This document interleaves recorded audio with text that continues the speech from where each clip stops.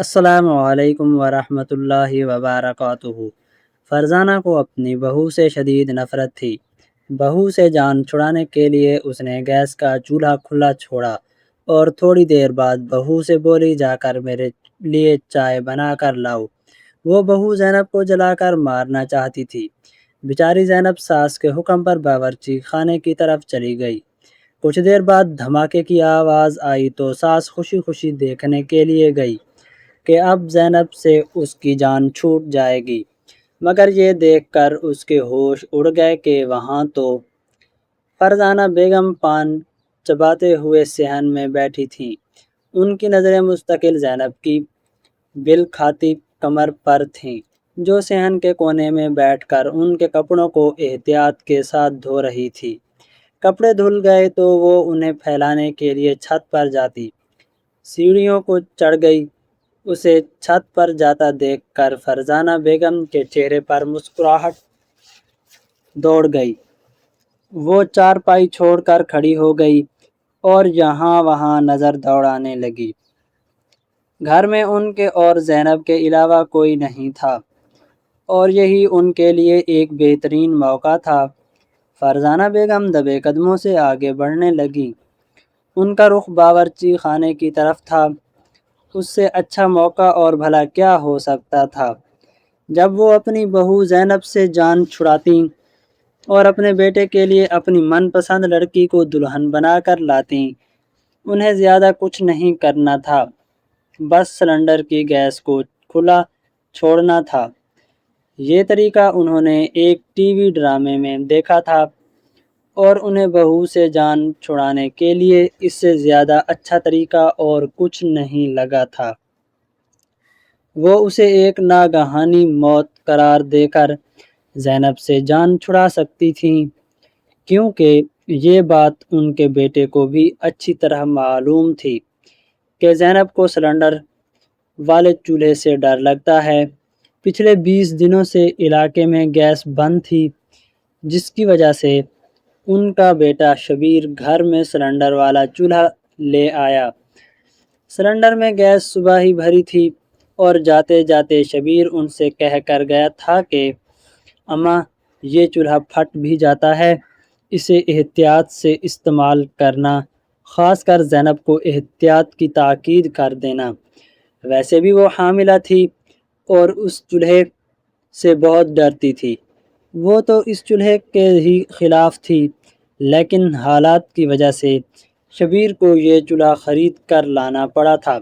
جس وقت فرزانہ نے زینب کو اسٹور کی صفائی میں لگا دیا تھا، اس لیے وہ جاتے جاتے بیوی سے بھی ملاقات نہ کر سکا تھا اور خود ہی اپنا سامان سمیٹ کر گھر سے نکل گیا تھا۔ فرزانہ بیگم اکثر ہی بڑی چالاکی سے بیٹے کی دفتر جانے کے وقت زینب کو کوئی نہ کوئی کام دے دیا کرتی تھیں، جس کی وجہ سے شبیر کو دروازے تک بھی چھوڑنے نہیں جا سکتی تھی۔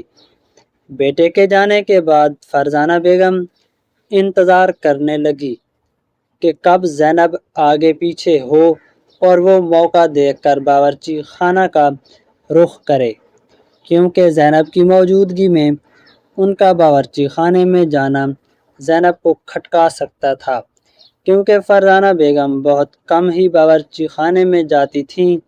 صرف وہ زینب کو باتیں سنانے اور اس کے کام میں کیڑے نکالنے کے لیے ہی باورچی خانے میں قدم رکھا کرتی تھیں۔ جان بوجھ کر انہوں نے اپنے کچھ دھلے ہوئے کپڑے زینب کو دے دیے اور انہیں دوبارہ دھونے کو کہا تھا، ساتھ ہی اسے خوب باتیں بھی سنائیں کہ 4 کپڑے بھی دھونے نہیں آتے، دھل کر بھی گندے ہی لگ رہے ہیں، تم نے تو بس پانی اور صابن ضائع کیا ہے۔ بیچاری زینب حیرت سے ان صاف ستھرے کپڑوں کو دیکھنے لگی، جن پر کہیں میل یا گندگی کے کوئی نشان نہیں تھے، لیکن یہ بات کہہ کر وہ ساس کو مزید غصہ دلانا نہیں چاہتی تھی۔ اسے معلوم تھا کہ اگر وہ کچھ بھی کہے گی تو فرزانہ بیگم کو ایک اور موقع مل جائے گا نیا جھگڑا کھڑا کرنے کا اور پھر شبیر کے دفتر سے لوٹنے کے بعد وہ اسے بھی مرچ مسالہ لگا کر زینب کے خلاف 4 باتیں سنا دیں گی۔ اسی لیے ساس کے کہنے پر اس نے سارے گھر کے کام چھوڑ دیے اور بڑی احتیاط سے دوبارہ ان کپڑوں کو دھویا، پھر انہیں لے کر چھت پر چلی گئی اور اسی موقع کا فائدہ اٹھا کر فرزانہ بیگم نے باورچی خانے کا رخ کیا اور سلنڈر کی چابی کھول دی۔ گیس چولہے سے نکلنے لگی، لیکن فرزانہ بیگم نے چولہا جلایا بلکہ اپنے کمرے میں جا کر سکون سے بیٹھ گئیں۔ تھوڑی ہی دیر بعد زینب کی سیڑھیوں سے اترنے کی آواز آئی تو فرزانہ بیگم بالکل چوکنا ہو گئیں۔ فرزانہ بیگم نے باورچی خانے کی کھڑکیاں بھی بند کر دی تھیں، اسی لیے انہیں پتہ تھا کہ اب اگر وہ زینب کو کسی بھی کام کے لیے باورچی خانے میں بھیجیں گی اور اگر زینب نے ماچس جلائی تو انجام کیا ہوگا۔ وہ دل ہی دل میں خوشی ہو کر کہنے لگیں کہ دیکھنا زینب، آج تمہیں تمہارے کیے کی سزا ملے گی۔ میرے سر پر زبردستی آ کر سوار ہوئی تھی نا، اب میں تمہیں صحیح مزہ چکھاؤں گی۔ تمہاری چیخیں پورا محلہ سنے گا۔ سارے محلے والوں نے میرا بڑا مذاق بنایا تھا کہ ایک فقیرنی کو بہو بنا کر لے آئیں، اب دیکھنا میں کیسی امیر کبیر بہو ڈھونڈوں گی۔ فرزانہ بیگم اپنے آپ میں بڑبڑا رہی تھیں کہ جب ہی زینب ان کے کمرے میں داخل ہوئی، ساس کو اپنے آپ میں باتیں کرتا دیکھ کر وہ حیران ہوئی اور کہنے لگی، اماں میں نے آپ کے کپڑے دھو کر سائے میں سکھانے کے لیے رکھ دیے ہیں، شام سے پہلے میں اتار کر لے آؤں گی۔ پھر وہ پوچھنے لگی کہ شبیر نے جانے سے پہلے کوئی بات کہی ہے؟ فرزانہ بیگم نے غصے سے گھور کر زینب کو دیکھا اور کہنے لگی، تمہیں تو بس میاں کی ہی فکر رہتی ہے، یہاں میرا سر درد سے پھٹا جا رہا ہے، کچھ دیر میرے سر میں تیل کی مالش کرو۔ یہ سن کر زینب کچھ پریشان ہوئی کیونکہ ابھی تک اس نے صفائی شروع نہیں کی تھی، دوپہر کا کھانا بھی بنانا تھا اور آج تو ایک بہت خاص بات بھی تھی جو وہ اپنی ساس کو نہیں بتا سکتی تھی۔ مجبوراً وہ تیل کی شیشی لے آئی، ساس کے بالوں میں تیل لگا کر مالش کرنے لگی۔ ایسے ہی آدھا گھنٹہ گزر گیا۔ آدھے گھنٹے بعد فرزانہ بیگم سختی سے کہنے لگی، جاؤ اور جا کر میرے لیے چائے بناؤ، چائے پیوں گی تو کچھ آرام آ جائے گا۔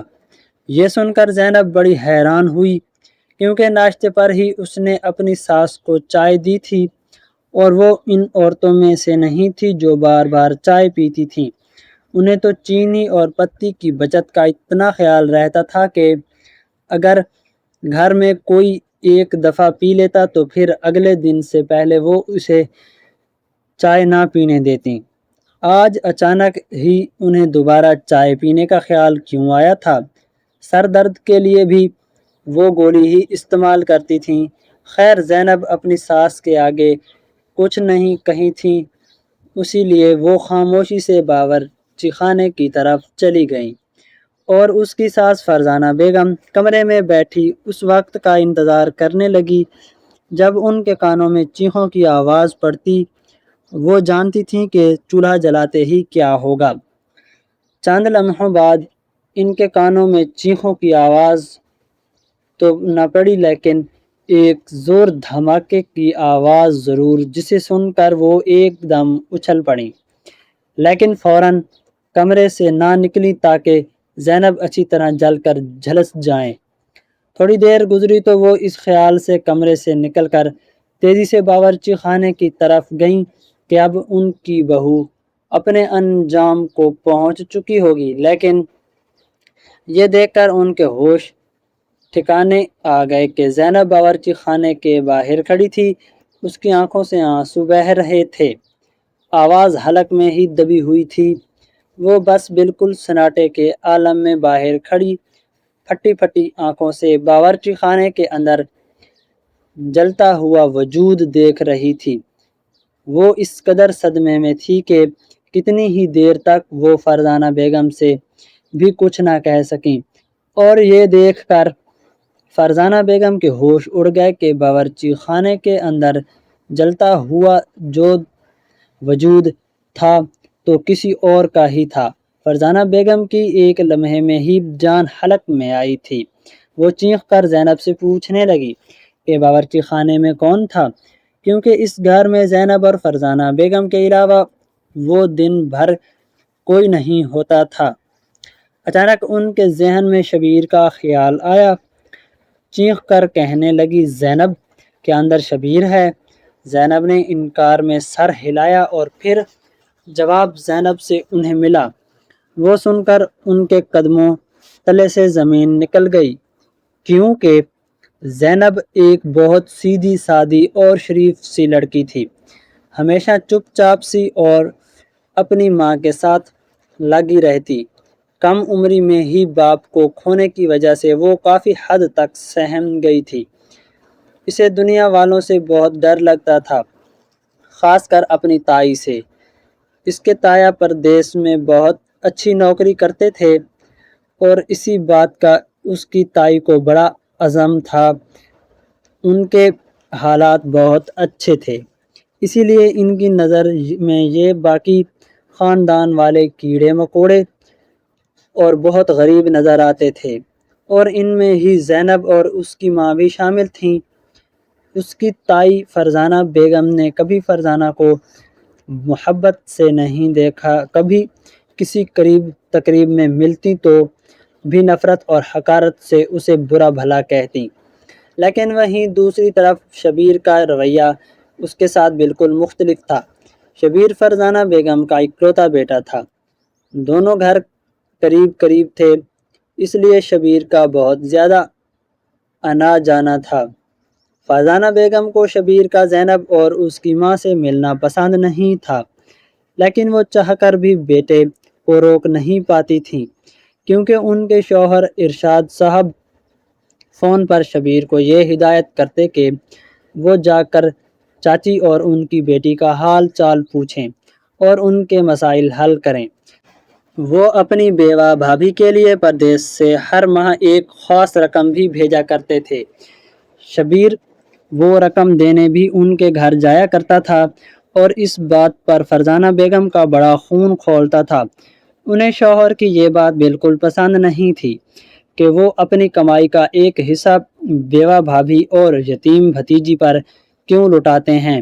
بس ایسے ہی گزرتا چلا گیا۔ زینب 10ویں جماعت میں آئی تو اسے پڑھائی میں مسئلے آنے لگے۔ وہ ایک سرکاری سکول میں پڑھتی تھی، جہاں مناسب سی پڑھائی ہوتی تھی، اور زینب پڑھائی میں کافی پیچھے رہ گئی تھی۔ زینب کی اماں کسی پر بھروسہ نہیں کرتی تھیں، کیونکہ زینب کے سر پر باپ کا سایہ نہیں تھا۔ گھر میں کوئی مرد نہ ہونے کی وجہ سے وہ کسی غیر کو زینب سے قریب نہیں ہونے دیتی تھی۔ زینب بس اسکول جاتی اور گھر واپس آ جاتی۔ ایسے میں جب پڑھائی کے مسئلے سامنے آئے اور اس کا 9ویں جماعت کا امتحان اچھا نہ آیا تو انہیں ٹیوشن کی ضرورت محسوس ہوئی۔ لیکن زینب کی اماں اپنی اکلوتی لاڈلی بیٹی کو ٹیوشن بھی نہیں بھیجنا چاہتی تھیں، اور پھر شبیر نے آگے بڑھ کر اس کی پڑھائی کا ذمہ اٹھا لیا۔ 10ویں جماعت کی پیاری اور معصوم سی زینب کو انجینئر شبیر اپنی خوشی سے پڑھانے لگا۔ کچھ ہی دنوں میں شبیر کو احساس ہوا کہ زینب بہت ہی ذہین تھی۔ بس وہ احساس کمتری کا شکار ہو کر زندگی کی دوڑ میں بہت پیچھے رہ گئی تھی۔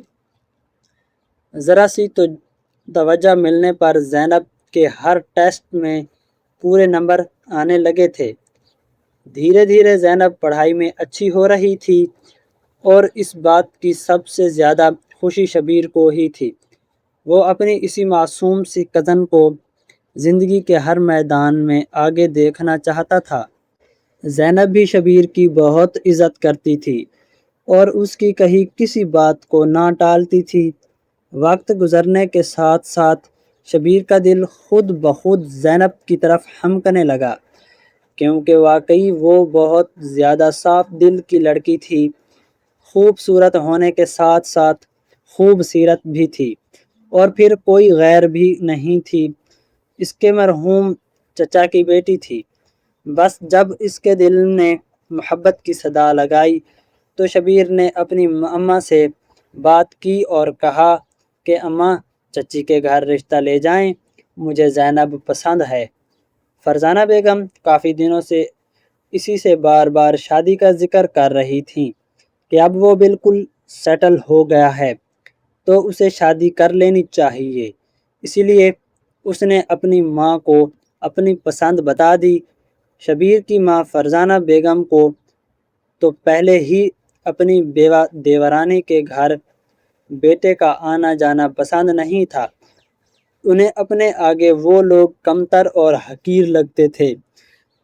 انہیں لگتا تھا کہ ان کی بیوہ دیورانی ان کے پردیسی شوہر کو فون کر کے اپنے حالات کا رونا گاتی ہے اور پیسے بٹورتی ہے۔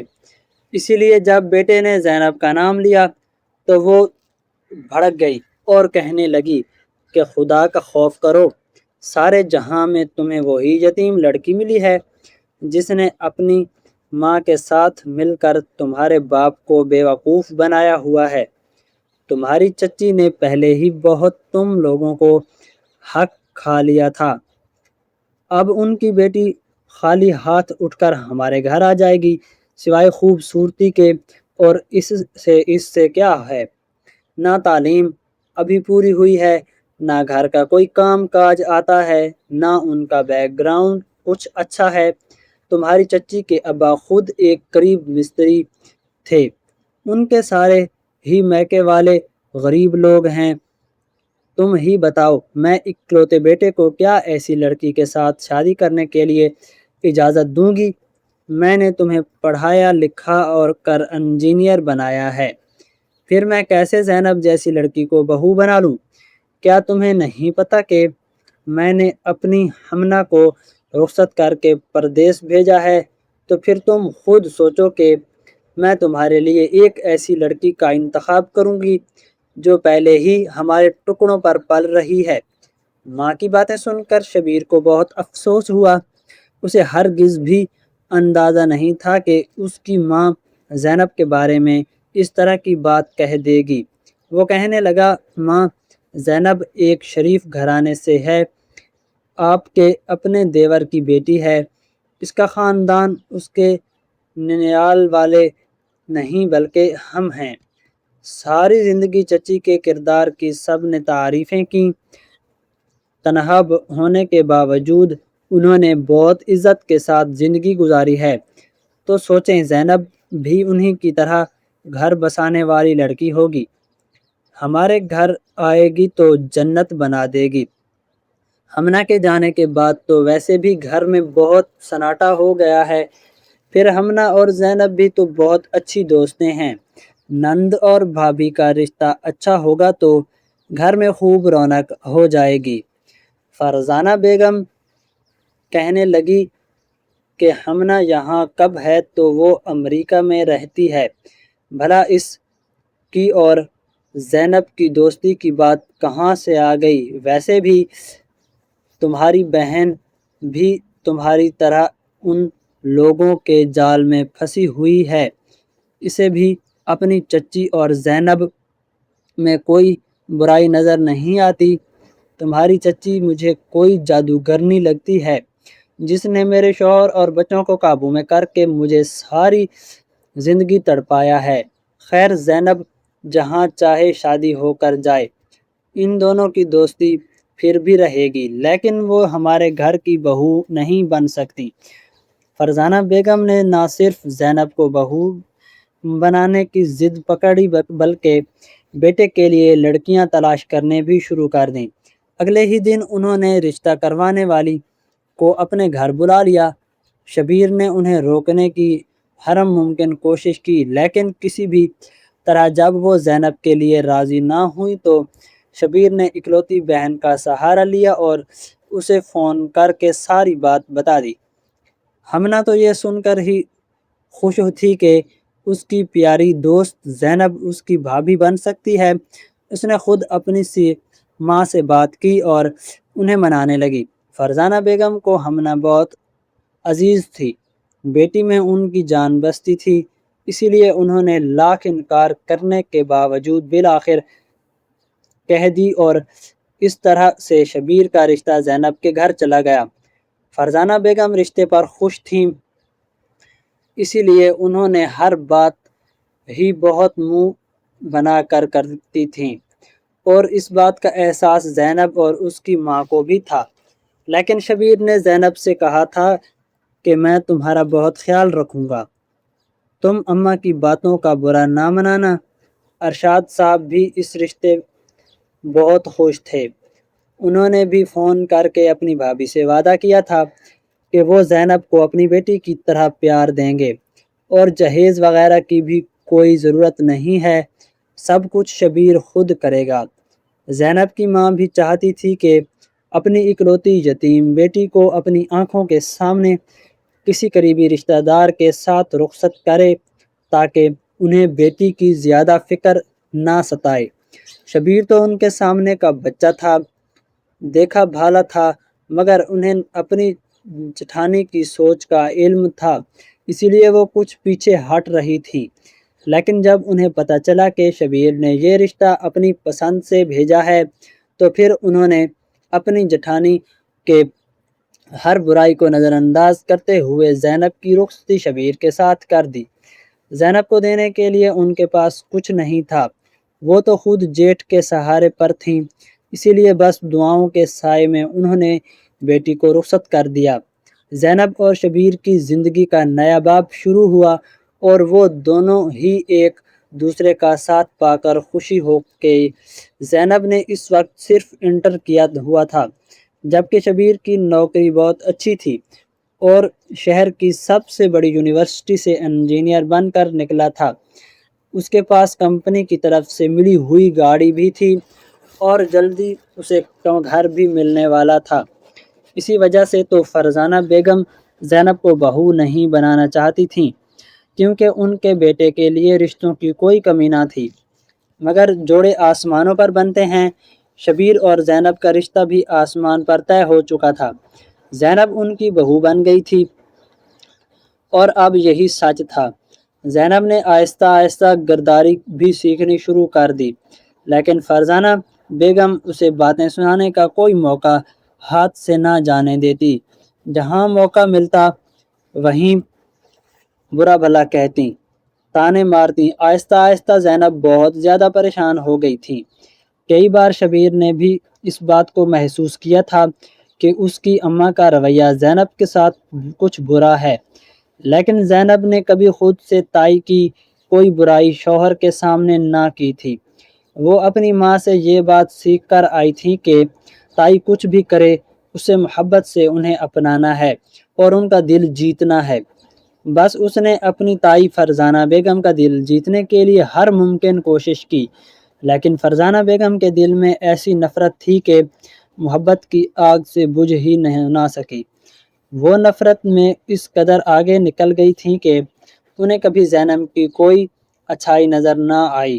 پہلے وہ تانسے دیتی تھیں، پھر گالیاں دینے لگیں، پھر اسے کسی نوکرانی کی طرح سارا وقت کاموں میں مصروف رکھتیں، یہاں تک کہ اس کے پاس اتنا وقت بھی نہ ہوتا کہ وہ 2 گھڑی بیٹھ کر اپنے شوہر شبیر سے محبت بھری باتیں کر سکے۔ تھکی ہاری رات کو کمرے میں پہنچی تو شبیر سو چکا تھا، پھر وہ خود ہی تھکن سے نڈھال بستر پر گرتے ہی سو جاتی۔ ان دونوں کے درمیان دوریاں آنے لگی تھیں اور پھر ان کے علاقے میں گیس کی بندش شروع ہو گئی۔ پچھلے کئی دنوں سے گیس نہ ہونے کی وجہ سے ہوٹل سے کھانا آ رہا تھا۔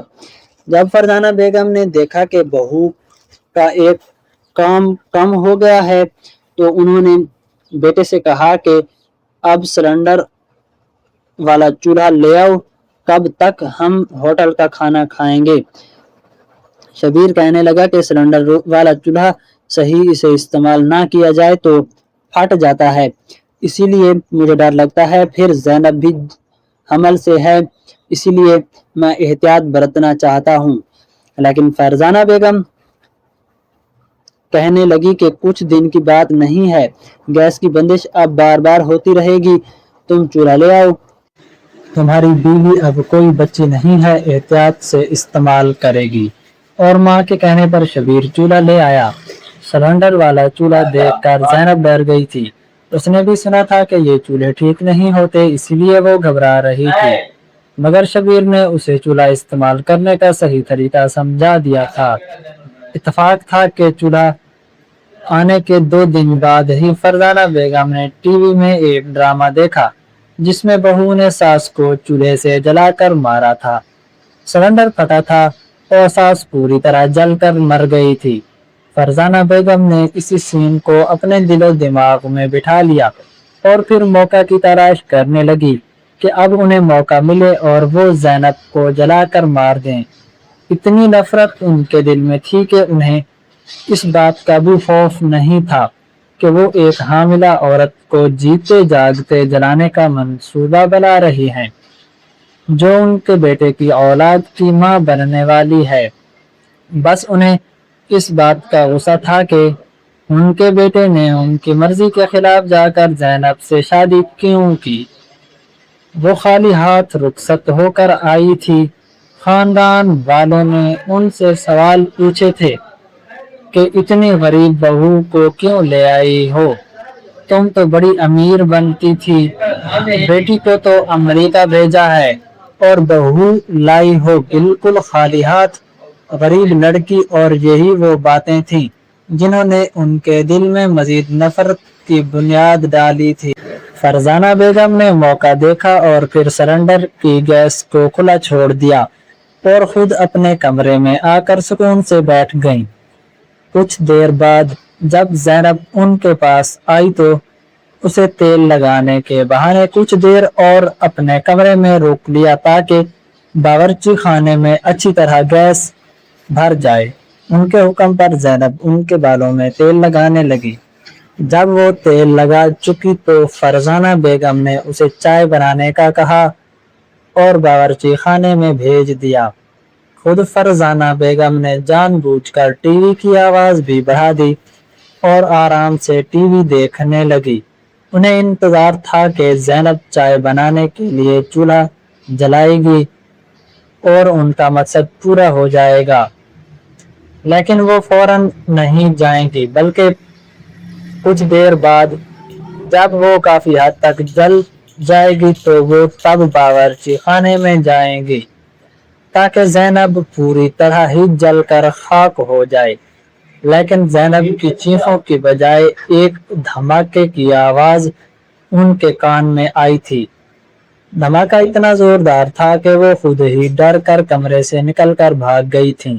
ایسا لگا تھا جیسے سارے در و دیوار لرز گئے ہوں۔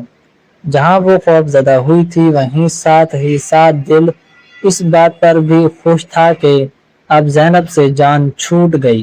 لیکن جب وہ باورچی خانے کے سامنے پہنچی تو زینب کو کھڑا دیکھ کر چونک اٹھی اور کہنے لگی، باورچی خانے میں کون تھا؟ یہ کیا ہوا ہے؟ وہ سمجھ نہیں پائی تھی کہ اگر زینب باہر تھی تو پھر چولہا کس نے جلایا؟ گھر میں تو ان کے اور زینب کے علاوہ کوئی بھی نہیں تھا۔ جبکہ زینب سکتے کے عالم میں کھڑی تھی، ان سے آنسو آنکھوں سے بہہ رہے تھے، لیکن حلق سے آواز نہ نکل رہی تھی۔ وہ بس اشاروں میں کچھ کہنے کی کوشش کر رہی تھی۔ فرزانہ بیگم نے اسے بری طرح جھنجھوڑا اور پوچھا کہ اندر کون ہے؟ چولہا کس نے جلایا؟ تو زینب نے روتے ہوئے جو بات بتائی وہ سن کر ان کا کلیجہ منہ کو آ گیا۔ زینب ٹوٹے بکھرے لفظوں میں کہنے لگی، اماں ہم نہ اندر تھی، وہ جل گئی ہے۔ یہ سننا تھا کہ فرزانہ بیگم کے ہوش اڑ گئے۔ غصے میں زینب کو جھنجھوڑتے ہوئے کہنے لگی، ہمنا کہاں سے آ گئی؟ وہ تو امریکہ میں ہیں۔ زینب نے روتے ہوئے بتایا، اماں ہمنا آپ کو سرپرائز دینے کے لیے بنا بتائے آئی تھی۔ میں چائے بنانے کے لیے نکلی تو وہ شبیر کے ساتھ گھر میں داخل ہوئی۔ شبیر کو اس کے آنے کا علم تھا، وہ ہی اسے ایئرپورٹ سے لائے تھے۔ मैंने उसे बताया कि अम्मा के लिए चाय बनाने जा रही हूँ, तो कहने लगी अम्मा को मेरे हाथ की चाय बहुत पसंद है, मैं चाय बनाकर अम्मा को सरप्राइज दूंगी। ये कहकर वो बावर्ची खाने में चली गई थी और मैं वो सामान फ्रिज में रखने के लिए लाउंज में गई थी जो शबीर हमना के लिए लाए थे, लेकिन ना जाने कैसे धमाका हो गया। ज़ैनब ने रोते हुए सारी बात बताई थी और फरजाना बेगम को लगा कि उनके सर पर आसमान गिर पड़ा है। उनकी इकलौती बेटी जिसे वो अपनी जान से भी ज्यादा अजीज रखती थी, वो बुरी तरह जल चुकी थी। वो भागती हुई बावर्ची खाने में गई और बेटी के वजूद को घसीटती हुई बाहर निकली। बेटी को बचाने में वो खुद भी जगह जगह से जल गई थी, लेकिन बात अपनी बेटी पर आई तो वो इस तकलीफ से भी गुजर गई। हमना सर से पांव तक झलस चुकी थी। मोहल्ले वाले भी जमा हो चुके थे। किसी ने फोन करके एम्बुलेंस को बुलाया था। शबीर भी आ गया। जली हुई बहन को देखकर उसके भी औसान खता हो गए थे। अलबत्ता हमना की सांसें भी अभी। वो उसे लेकर एक बड़े अस्पताल भागे तो डॉक्टरों ने बताया कि हमना की बॉडी 60% जल चुकी है। अलबत्ता इसकी सांसें चल रही हैं और इसके बचने की पूरी उम्मीद है, लेकिन अब वो पहले जैसी नहीं हो सकती। और फिर बर्न वार्ड में रख कर उसका इलाज किया जाने लगा। फरजाना बेगम को अब तक होश ही नहीं आया था। इस दौरान वो कितनी दफ़ा बेहोश हो चुकी थी, क्योंकि हमना की हालत देखने वाली नहीं थी। उसका चेहरा तक झुलस चुका था। अपने शौहर के बगैर अकेली वापस आई थी, क्योंकि वो अपनी माँ को सरप्राइज देना चाहती थी। कुछ अरसे बाद उसके शौहर को भी अनाथ के, लेकिन इससे पहले ही ये हादसा हो गया। ज़ैनब दिन रात अस्पताल में थी। वो हमना का पूरा तरह ख्याल रख रही थी। और फिर जब हमना को होश आया तो बार बार चीखने लगी, चिल्लाने लगी। वो अपना चेहरा देखना चाहती थी, जानना चाहती थी कि वो किस हद तक जली है, लेकिन ज़ैनब ने ही इसे संभाला था। कोई भी नहीं जान पाया था कि ये धमाका कैसे हुआ है। हमना जब कुछ बेहतर हुई और उसकी अस्पताल से छुट्टी हुई तो वो लोग घर पहुंचे और इस दिन पहली बार हमना ने घर में लगा आईना देख लिया। उसकी चीखों से फिर सारा घर गूंज उठा। वो अपने होशो हवास पूरी तरह खो चुकी थी।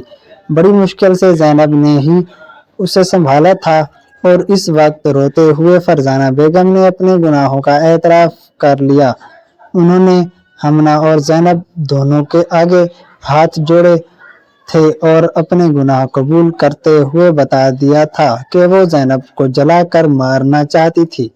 उन्हें क्या मालूम था कि कुदरत ऐसा खेल खेलेगी कि उनकी अपनी ही बेटी इस आग में झलस जाएगी जो उन्होंने बहू के लिए सुलगाई थी। शबीर और ज़ैनब को तो यकीन ही नहीं आया था कि फरजाना बेगम नफरत में इस कदर अंधी हो जाएंगी, जबकि हमना भी अपनी माँ से नफरत करने लगी थी। उसने अपनी माँ से बातचीत बंद कर दी थी, लेकिन फिर सबसे पहले ज़ैनब ने ही फरजाना बेगम को माफ़ किया और हमना से भी कहा कि वो अपनी माँ को माफ़ कर दे।